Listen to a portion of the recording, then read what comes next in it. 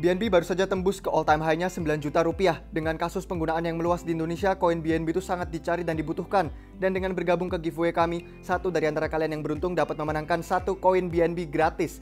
Klik link yang ada di deskripsi untuk ikutan dan kumpulkan entry kalian. Dari subscribe ke YouTube channel kami ini, follow semua media sosial kami, dan juga beberapa bonus entry lain seperti mencari nyanket yang tersembunyi di setiap episode terbaru. Kapan lagi kalian bisa dapat satu koin BNB gratis untuk memperkaya portofolio kripto kalian? Waktu pasar mompa naik, itu bener-bener naik tinggi. Waktu mau jatuh, yaitu beneran jatuh keras.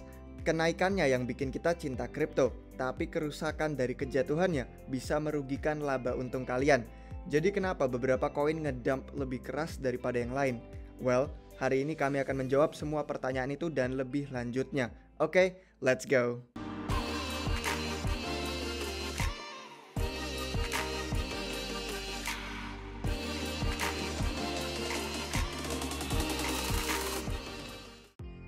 Kenapa altcoins jatuh lebih cepat daripada Bitcoin? Di alam mata uang digital, umumnya berbagai koin dan token bergerak dalam pola yang mirip.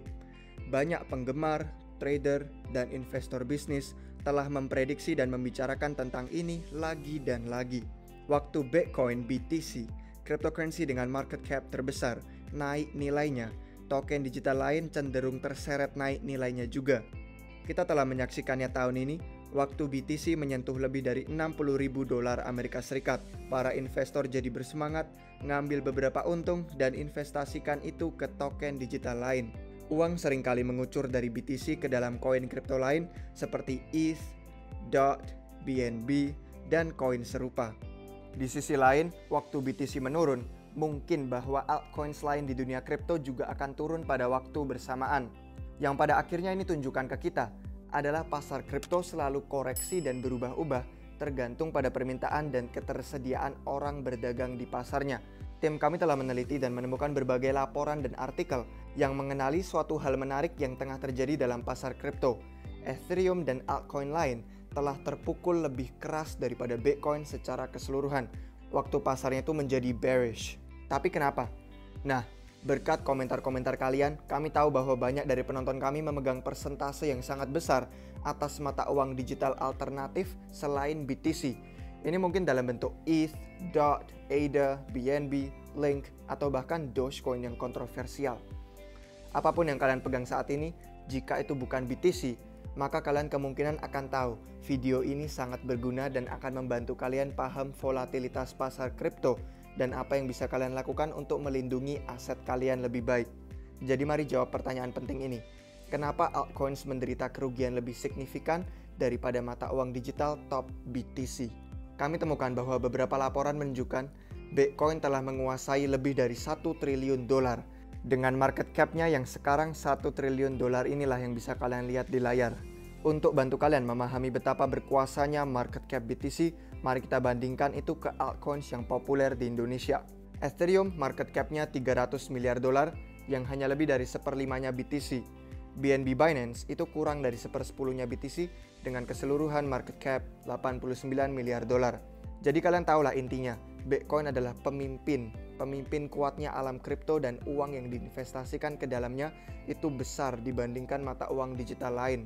Jadi mari kita pelajari yang membuat BTC berdiri kuat. Stabilitas Bitcoin.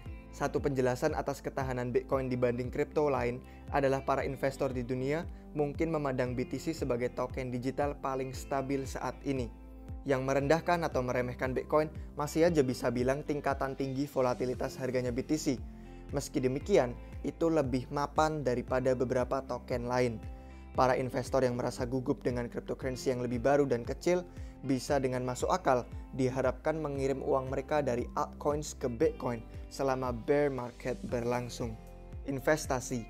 Alasan lain untuk dipertimbangkan adalah investasi besar yang BTC telah terima dari perusahaan-perusahaan global dengan daya belanja besar.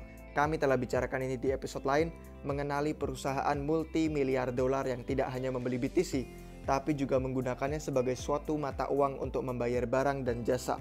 Satu contoh yang semua orang tahu adalah Tesla, yang baru-baru saja mengumumkan bahwa mereka menerima BTC untuk pembayaran Tesla dan akan seterusnya hodl koin BTC itu untuk keuntungan laba di masa depan. Semua gerakan ini menciptakan sensasi dan daya tarik dalam media, menyebabkan BTC memiliki popularitas, investasi, dan adopsi lebih hebat. Kekhawatiran geopolitik. Potensi faktor lain dalam kekuatan Bitcoin relatif dengan token lain bisa ada kaitannya dengan lingkungan geopolitik. Kerusuhan sipil yang sedang berlangsung dan meningkatnya perjuangan ekonomi di Turki telah mendorong masuknya uang investor yang signifikan ke dalam ruang cryptocurrency. Berbagai laporan memberi kesan bahwa sebagian besar aset tersebut telah masuk langsung ke Bitcoin. Mata uang lira Turki telah jatuh dan banyak orang di Turki telah beralih ke BTC sebagai aset penyimpan nilai yang lebih stabil daripada mata uang fiat lokal mereka. Bisakah kalian salahkan mereka? Kalau saya tinggal di Turki dan mata uang negaranya jadi terancam, saya bakal segera memindahkan aset itu ke dalam BTC jika itu menghindari uang saya dari menjadi korbannya inflasi yang parah. Situasinya di Turki hanyalah sekilas dari yang bisa terjadi pada negara-negara lain yang juga menderita karena keruntuhan ekonomi sebagai akibat dari kerusuhan sipil, peperangan, dan baru-baru ini pandemi COVID yang telah membawa konsekuensi ekonomi yang menghancurkan di seluruh dunia pada tingkatan makro dan mikro keduanya. Nggak dapat disangkal bahwa kita hidup dalam waktu yang tidak pasti saat ini. Kita orang Indonesia merasakan ketidaknyamanan dan dampak ekonomi karena pandemi COVID ini.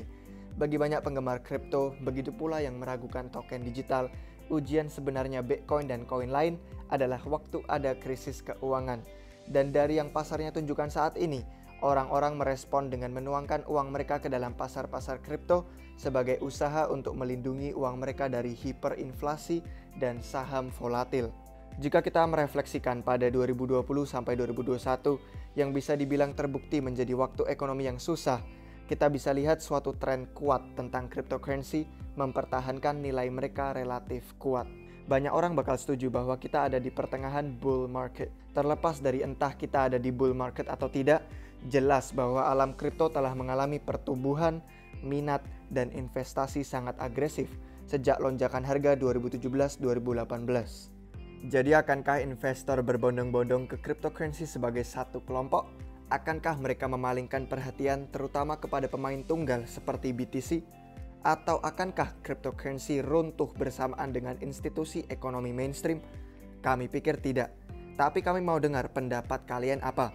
Terlepas dari gabungan alasan-alasan kesuksesan Bitcoin, Bitcoin tetap jadi yang teratas dalam lanskap mata uang digital. Jangan lupa untuk follow kami di semua platform media sosial untuk konten ekstra di balik layar. Juga like, subscribe, jadi kalian tidak ketinggalan video baru kami. Sampai jumpa kalian semua di waktu yang berikutnya. Cheers!